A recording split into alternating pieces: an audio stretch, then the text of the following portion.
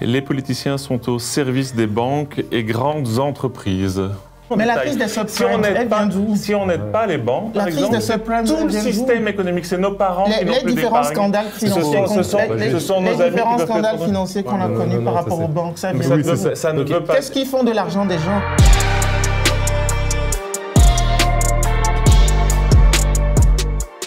Donc, je m'appelle Margot Doré, je suis députée écolo au Parlement bruxellois. Sophie Rohoni, je suis députée fédérale pour Défi. Je suis Raja Mawan, je suis coprésidente d'Écolo. Germain Muguemagango, porte-parole francophone du PTB. Calvin Soares-Sindial, député au Parlement bruxellois et au Parlement de la Fédération Wallonie-Bruxelles. Écolo. David Wassman, conseiller communal à la ville de Bruxelles et député bruxellois MR. Les politiciens sont au service des banques et grandes entreprises. Non, je peux pas... J'attends la banque ou l'entreprise qui me dit vas-y. Oui, c'est ça. J'ai jamais été contactée ni par une. Pareil. Je suis assez vexée du coup. Comme on est dans les lieux où se prennent les décisions et qu'en général ces grands acteurs ont des lobbies par exemple, c'est vrai qu'on y est forcément confronté. Enfin, moi ça m'arrive de recevoir des mails pour attirer mon attention sur une telle réalité, etc. Mais je pense que c'est vraiment important de se rappeler et de rappeler systématiquement que franchement une oreille tendue vers une association qui défend, je sais pas moi, des questions climatiques, c'est beaucoup plus intéressant pour nous que d'aller écouter un PDG d'une grosse boîte d'énergie fossile. Certains ont des liens qui font que dans leurs engagements, parfois on découvre des choses. Il y a des scandales politiques qui ont existé, mais une fois encore, moi je n'aimerais pas mettre tout le monde dans le même cas. Mais là, c'est pas des scandales, hein, tu vois, les banques, c'est même pas une question critique. Les politiciens, pardon, sont au service des banques et des grandes entreprises. Non. C'est pas spécialement négatif. Hein. Pour David, c'est pas négatif. Voilà. Mais la question n'est pas spécialement de voir s'il y a des scandales ou ce genre de choses, c'est de savoir si le monde politique travaille surtout pour les banques et les grandes entreprises. Peut-être que j'ai mal compris la question, parce qu'il faut préciser. Attends, il faut bien compris, je pense. Le monde politique devrait être au service de l'intérêt des citoyens et pas au service des banques et des grandes entreprises. Comment les choses fonctionnent? Eh ben, les exécutifs, que ce soit au niveau européen ou au niveau fédéral, se mettent au service des banques et des grandes entreprises. La manière dont on a sauvé les banques au moment de la crise bancaire, ça c'est vrai. Je veux dire, donc ça veut dire que tout d'un coup, on doit mettre de l'argent public pour sauver ces banques, et puis à un moment donné, on les a sauvées, elles redeviennent des banques privées finalement, avec l'argent du public. Et encore un dernier exemple, la question des vaccins. Donc au lieu justement de donner la possibilité à tous les pays qui peuvent le faire de produire les vaccins, non, on respecte les intérêts des entreprises pharmaceutiques qui sont ultra bénéficiaires, et au niveau des exécutifs, on décide de ne pas le faire. Donc, les moyens qu'on met par rapport aux multinationales, je crois qu'il faudrait rééquilibrer les choses et il faudrait que les petites et moyennes entreprises soient beaucoup plus favorisées que les grandes entreprises. Les indépendants. Et donc, c'est dans ce sens-là que je l'ai compris. Il y a beaucoup de doubles discours et j'aime pas quand j'entends ce qu'ils disent. Est-ce que les politiques sont au service des banques et des grandes entreprises? Mais non, évidemment. Les politiques sont d'abord au service des citoyens. Il n'y avait jamais personne qui a voulu aider les banques pour aider les banques. Hein. Derrière les banques, il y avait des gens qui avaient mis de leur épargne. Ne pas aider une banque, ça veut dire qu'on supprime l'épargne. Il y avait des gens qui étaient actionnaires de ces banques aussi. Ne pas aider une société comme Fortis, par exemple. Qu'est-ce que ces banques font de l'argent des gens? Qu'est-ce que ces banques font de l'argent des gens? Et ces banques, à quoi elles servent? Ces banques, elles servent à vous faire un petit crédit, à faire un prêt hypothécaire. Il ne faut pas toujours voir... Il y a eu des études, et Philippe Lamberts le montrait bien au Parlement européen. Vous vouliez faire quoi? Qu'il ne fallait pas aider les banques? C'était ça que vous dites? Non, ce qu'il fallait faire, c'est les aider. Tu veux la réponse à ta question? C'est les aider et les garder publics. Une des choses pour lesquelles je pense qu'il y a des éléments quand même qui font que la politique, c'est quand même une profession à un moment donné. C'est qu'il faut expliquer les choses. Il faut expliquer concrètement ce qu'il y a derrière une entreprise. Il faut expliquer derrière ce qu'il y a une banque. Il faut l'expliquer en détail. Mais la crise des subprimes, elle vient d'où? Si on n'aide pas les banques, par exemple, tout le système économique, c'est nos parents qui n'ont plus d'épargne. Les différents scandales financiers, ce sont nos amis financiers qu'on a connus par rapport aux banques, ça ne veut pas... Qu'est-ce qu'ils font de l'argent des gens? Qu'est-ce qu'ils font des crédits des gens? Ça ne veut pas dire qu'à un moment donné, il n'y a pas des choses qui doivent être corrigées. Mais quand je vois les débats, par exemple, on a l'impression toujours de présenter les banques, les entreprises, les indépendants, les commerçants comme des tricheurs. C'est pas le cas. C'est d'abord des gens qui se lèvent, quand j'entends vos propositions, excusez-moi, c'est d'abord des gens qui se lèvent pour travailler, pour souhaiter le meilleur pour leurs enfants, le meilleur pour la société. Mais on ne parle pas des gens qui travaillent là-dedans, on parle du système, on parle de la banque. C'est toi qui mènes la politique. Je te dis que quand on utilise l'argent... S'il y a de la fraude, évidemment. Je ne te parle pas de la fraude. La crise des subprimes, elle vient d'où?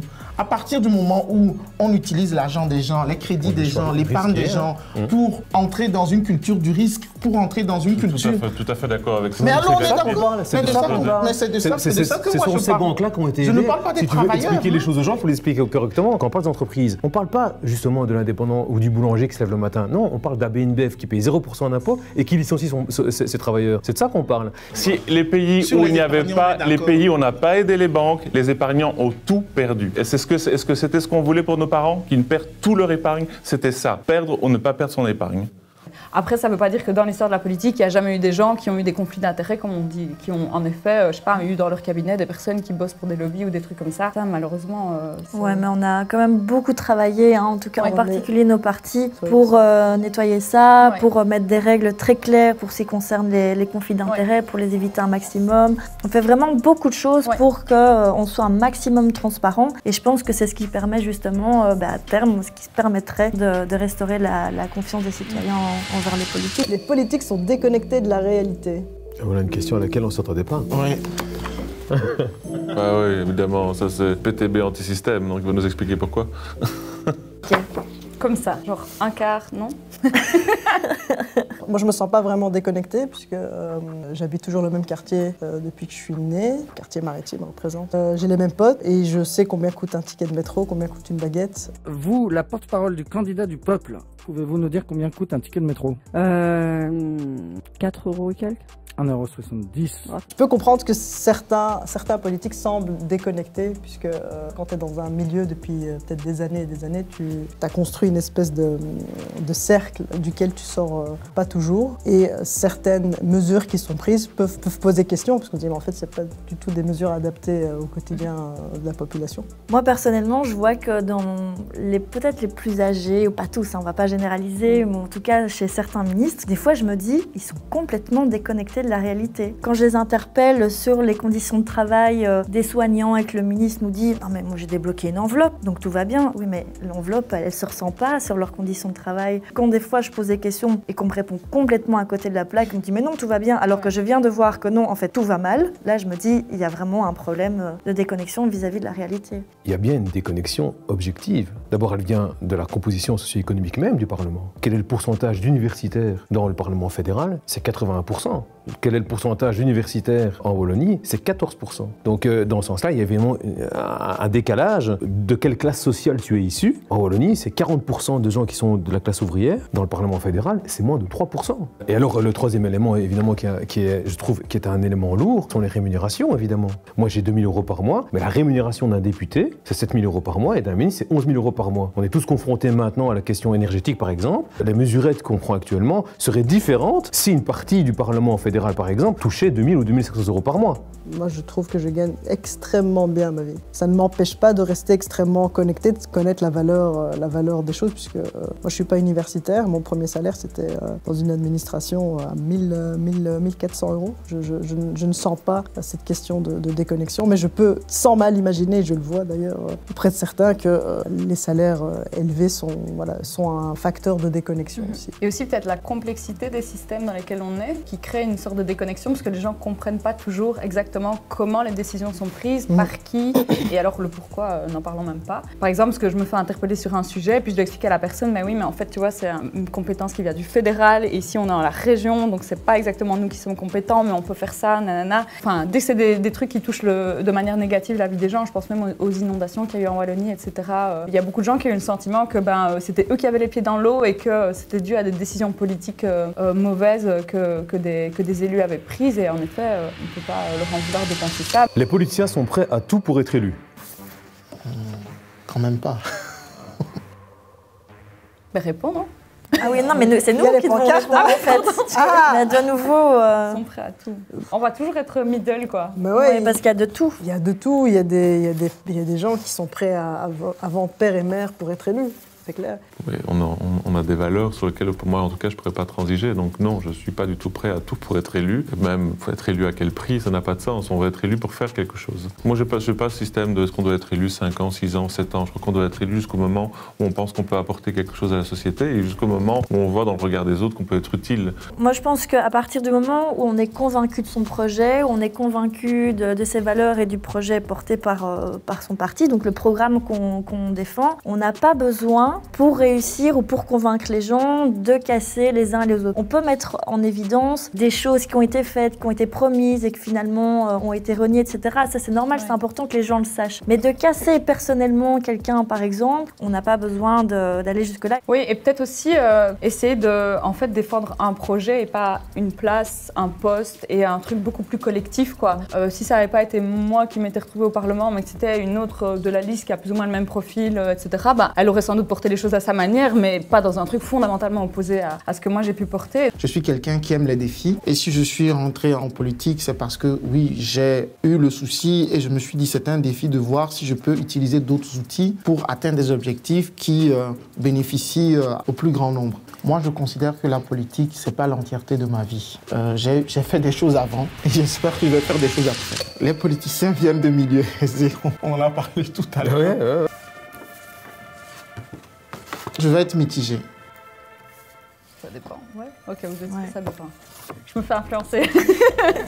Il y a 10 ans, j'aurais levé le carton vert tout de suite. Mais quand je mets dans la balance les dernières élections, je vois les nouvelles qui sont arrivées. J'ai vu quand même une amélioration par rapport aux profils qui sont arrivés. C'est ça, entre guillemets, dans le sens où une assemblée représente toute la population. Le Parlement représente des hommes et des femmes, des jeunes et des moins jeunes. Je connais des gens qui viennent de milieux pauvres, des gens qui ont des parents qui sont, par exemple, techniciennes de surface ou qui travaillent à la chaîne à l'usine, etc. Pas de parents qui viennent en politique. Personne autour de moi s'est jamais engagé en politique. Mon profil fait que j'étais pas forcément attendue dans ce milieu-là. Et on a au sein de notre groupe de députés, on a des gens aussi qui ont fait parcours, qui ont fait l'UNIF, puis d'autres pas, et puis d'autres qui ont un parcours de vie un peu plus différents, des ouvriers, des entrepreneurs, et c'est ça qui est beau, c'est cette richesse-là. Maintenant, il y a un élément qu'on n'a pas évoqué, qui est très important, qui touche en réalité la Belgique, c'est la question de l'entre-soi, la question de les enfants de... Il y a une étude européenne qui montre que la Belgique est championne là-dedans. Donc là, à ce niveau, je pense qu'il y a aussi des efforts à faire. Est-ce que la politique est un monde élitiste? Oui, plutôt oui, parce que, encore une fois, j'imagine que beaucoup de députés font des efforts pour que ce ne soit pas le cas, mais oui, on appartient à un petit groupe de gens qui, si on n'y fait pas attention, peut très vite se retrouver dans des conditions de l'entre-soi, dans les conditions matérielles qui nous éloignent de la réalité des gens. Et donc, on doit vraiment se battre contre ça. Travailler en politique n'est pas facile psychologiquement. Je crois qu'on est d'accord. Je pense que c'est vrai, être politicien n'est pas facile psychologiquement. Moi, je ne me plains pas, donc c'est parce que vous posez la question, sinon je ne l'aurais pas dit. Mais ceci dit, oui, il n'y a quand même pas beaucoup de métiers où en fait on se fait critiquer du matin au soir. Hein. C'est quand même un peu trash. Et parfois, c'est vrai que c'est lourd. Parfois, je me dis, tiens, est-ce que c'est pas trop lourd pour moi? Je me pose des questions. Ce qui est le plus difficile psychologiquement, c'est les attaques qu'on reçoit sur les réseaux sociaux, justement parce que les gens ne comprennent pas la charge de travail qu'est la nôtre, la difficulté de porter des dossiers, de faire des compromis, etc. Et il y a justement ce cliché qui consiste à dire que le politique, il fait pas grand-chose, il a des privilèges, il a ceci, il a cela. Et du coup, on fait l'objet d'attaques très souvent. Et ça, c'est très dur à gérer psychologiquement. Il y a deux aspects peut-être un peu plus compliqués à gérer, c'est les attaques effectivement sur les réseaux sociaux. Quand on t'insulte sur ton nom, ton prénom, tes origines, ce que tu es, etc. C'est ça qui est un peu plus compliqué à gérer. Mais je reconnais que certains sont parfois créatifs dans leurs insultes. Puis c'est le poids des décisions qu'on prend en fait. Ouais. Parce qu'on prend des décisions effectivement et ça a un impact très concret sur la vie des gens. Et moi parfois ça me cause quelques insomnies. Il y a aussi le côté figure publique qui ça, on ne le contrôle pas. Moi j'ai vu un changement très clair entre quand j'étais citoyenne et puis j'ai été élue et du jour au lendemain j'ai été suivie par des gens complètement what the fuck que j'avais jamais croisé dans ma vie sur les réseaux sociaux. J'ai commencé à recevoir des interpellations qui s'adressaient à tout le monde politique politique en général, et donc que je devais reprendre comme ça un peu. Bah, moi j'ai mis rouge parce qu'effectivement, je ne dis pas que c'est un métier facile, je pense qu'effectivement c'est un métier qui n'est pas évident, mais dans la plupart des professions, de plus en plus, des évaluations tombent régulièrement en fait sur les gens, qu'on soit infirmier, infirmière, monteur, soudeur, il y a des évaluations qui sont toujours de plus en plus dures, et donc en fait la charge mentale dure. Il suffit de regarder les burn-out. Je pense qu'on a quand même effectivement une charge mentale, ça je vais certainement pas la nier, mais on a quand même cette chance en fait de faire, enfin en tout cas si on a choisi le bon parti, que de faire un truc pour lequel on a du cœur, pour lequel on a fait un choix. Il y a plusieurs choses. Moi, je pense qu'effectivement, on finit par se blinder. C'est vrai qu'au début, lorsqu'on rentre en politique, on n'est pas du tout préparé à ça. Et du coup, d'être confronté constamment à des attaques, à des insultes qui parfois sont personnelles, finalement, c'est ça qui est le plus dur. Mais à force, je ne sais pas si c'est une bonne chose, si c'est normal, mais on finit par devoir l'accepter, à devoir vivre avec. Et je pense que le plus important, c'est de s'entourer des bonnes personnes. Parce que c'est vraiment ces personnes-là qui nous connaissent et qui savent ce qui est bon pour nous. Et vous y arrivez, vous?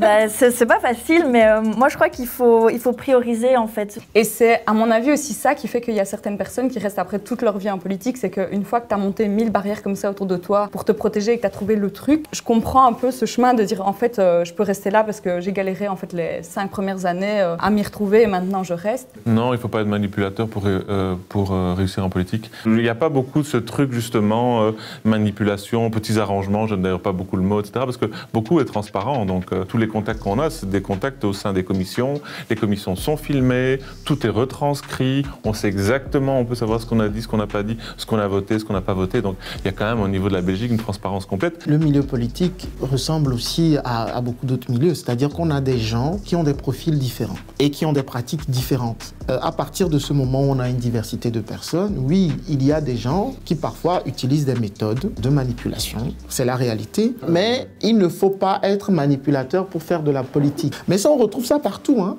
Dans une famille, il peut y avoir des conflits, il peut y avoir de la manipulation, etc.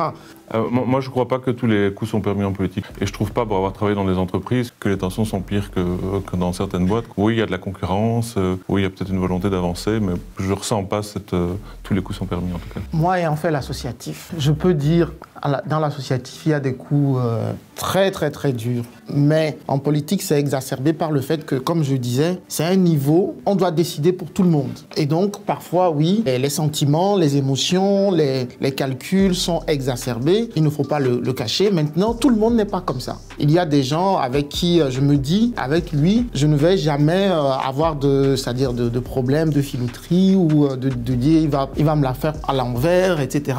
Soyons francs, il y a des gens dont je me méfie un peu parce que j'ai eu des mauvaises expériences, etc.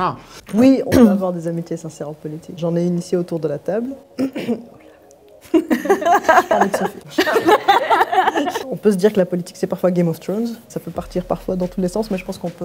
en tout cas, moi, j'ai trouvé le chemin pour avoir des vrais amis, des vrais potes au sein de la politique.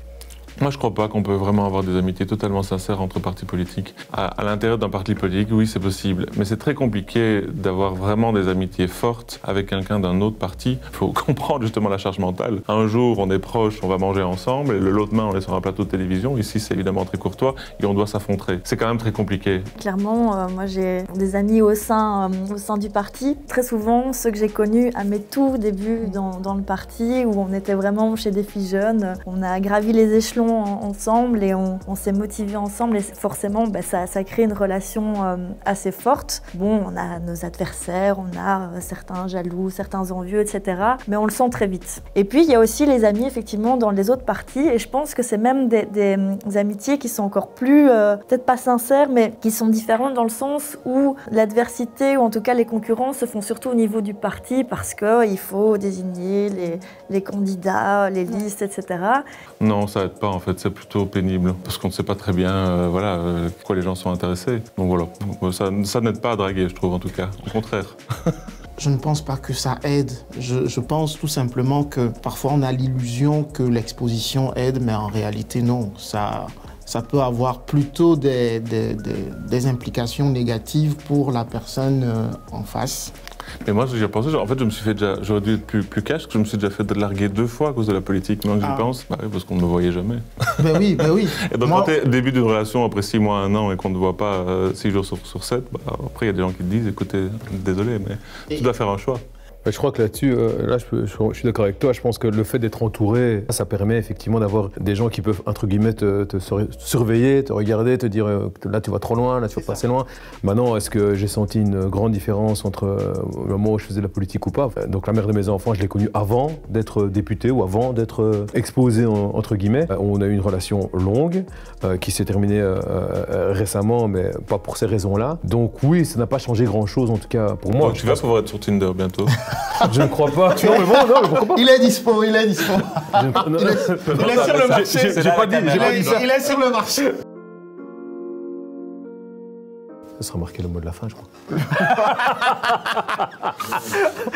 Moi, très souvent, je dis aux gens, si vous ne vous intéressez pas à la politique, elle, va s'intéresser à vous. Elle va prendre des décisions qui vont impacter votre quotidien d'une manière positive que d'une manière négative. Et donc, vous avez tout intérêt à vous y intéresser, plutôt que, comme tu disais aussi tout à l'heure, de râler dans son coin, dire je suis pas d'accord, faites-le savoir. Je crois que c'était important de comprendre qu'on doit ensemble améliorer le système politique et comprendre aussi aujourd'hui que la politique c'est aussi un rôle de proximité. Donc voilà, si vous voulez nous contacter pour améliorer cette politique ensemble, n'hésitez pas à venir, on mettra notre numéro de téléphone directement. Tu fais déjà ta campagne en fait. La politique c'est d'être tout le temps en campagne.